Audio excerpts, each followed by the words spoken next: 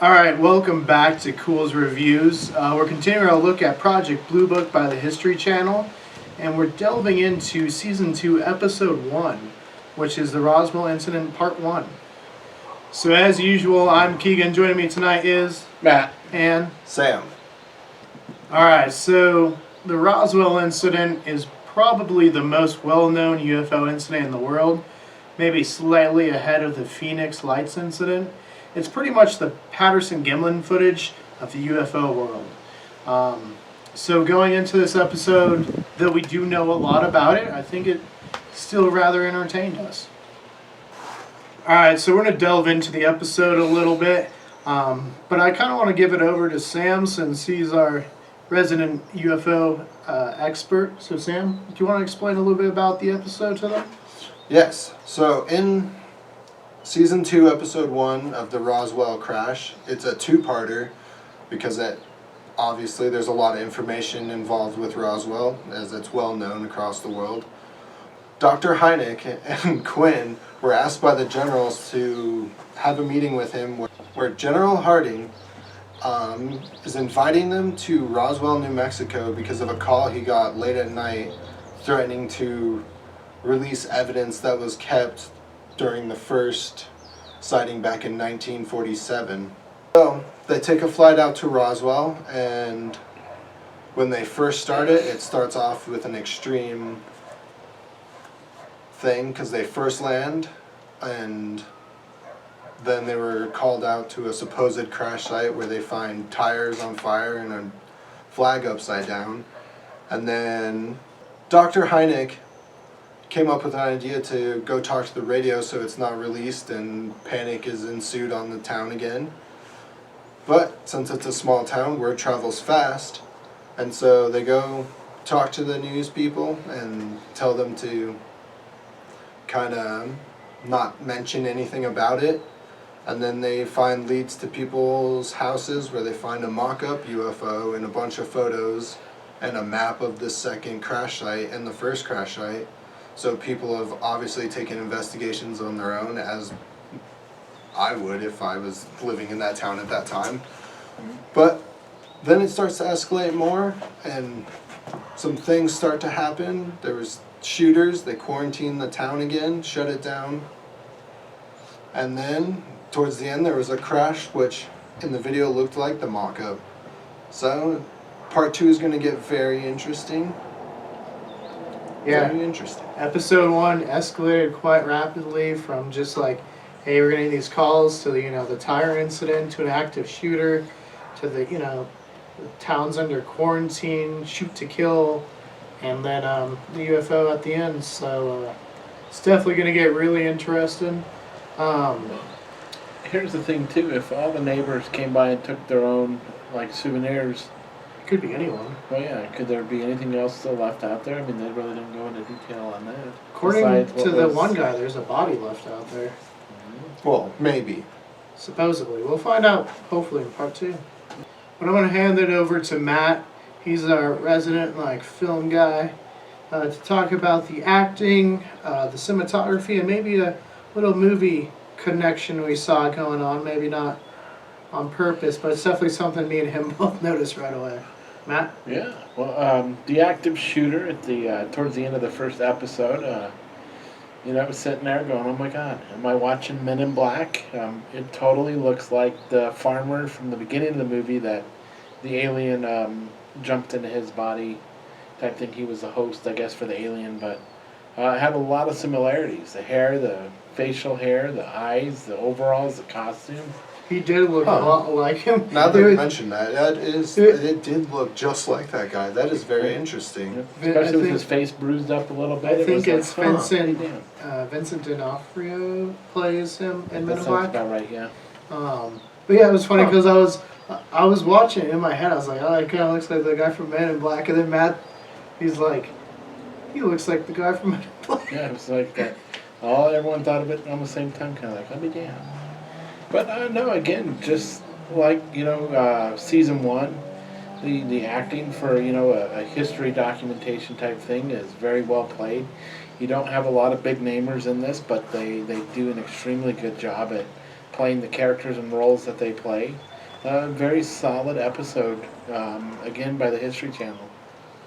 Alright, so now that we've gone over the acting, I want to kind of touch on how have they evolved. Our three main characters, we'll say, General Harding, Alan Hynek, and Michael Quinn. How they evolved from when we first watched Season 1, Episode 1 to now watching Season 2, Episode 1. What do you guys think? I think Michael Quinn is starting to seem more like a believer now, and there might be something else out there. The first few episodes, in the first season, he seemed very straight up. Let's find exactly what the truth is behind it. Whether it be the owl, like in the one episode, Or the weather balloon in the weather first balloon in the episode. first, yeah. He seems like he's starting to believe that there's something else the government's trying to cover up.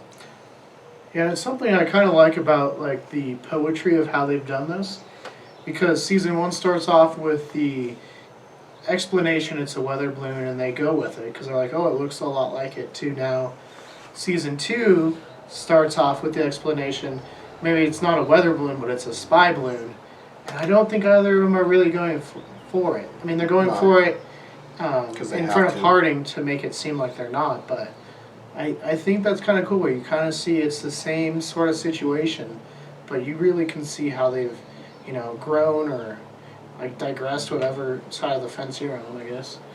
Yep. No, I'm going to agree with Matt. Quinn in the beginning definitely was more following orders and just didn't believe it existed. But the more he's hung out with Dr. Hynek and been through what they have been through, especially after episode 3 with the boomerang craft, he's started to change perspectives. And then just with his dogfight with the crafts in episode 11, Something like that. episode 11 when they're in Washington, like he can't really say that he doesn't believe anymore. He wants to still in his mind because he's still unaware and just doesn't know how to perceive it. But Dr. Hynek is definitely more about researching it and finding out the things, which is very possible to get him and Quinn in trouble at one point. And then Yeah.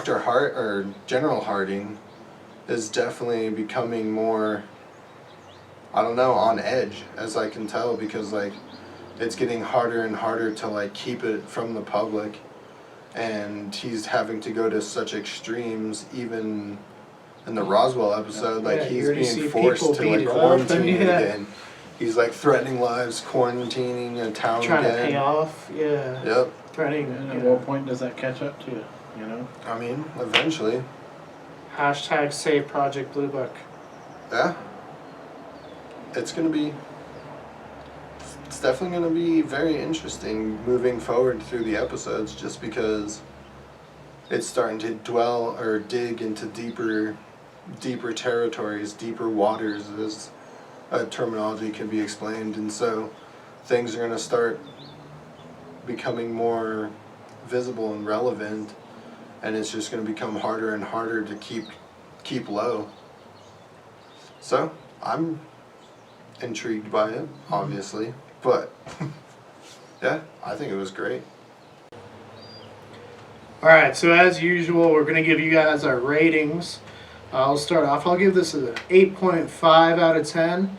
I definitely really enjoyed it, and being compared to even say the Flatwoods Monster was something we knew a lot about, this one did not disappoint, so I really thoroughly enjoyed it. What about you guys?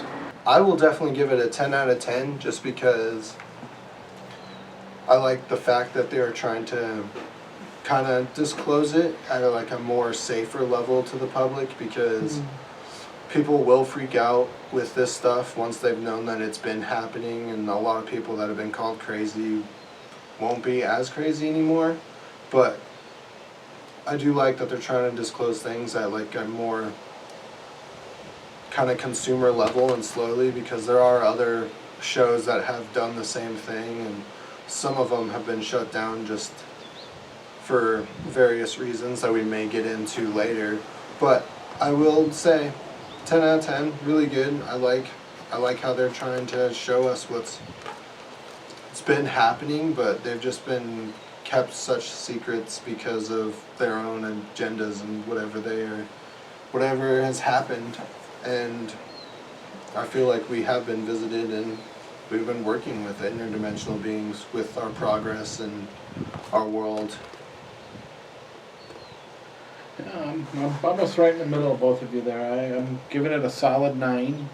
I love the truth behind it. I mean, I love that, you're finding out a little bit more and more, and just kind of excited to see where it's going to go from here, and definitely looking forward to the second episode of season 2. Yeah, Roswell. Agreed. Part 2, Season 2, Episode 2. Oh yeah. All the 2s. Alright, so first off, if you want to see more stuff about aliens and UFOs, check out Sam's series, Weekly Abductions. You'll find some awesome stuff there. If you want to see more Culz reviews, the link will be right over Matt's face most likely, or a little above somewhere over here. If you want to see more from us at Culz Paranormal, somewhere over here. And don't forget to like and subscribe. And hit that notification bell if you like our videos. Alright, so the Roswell incident is pretty much the most well-known UFO incident in the world.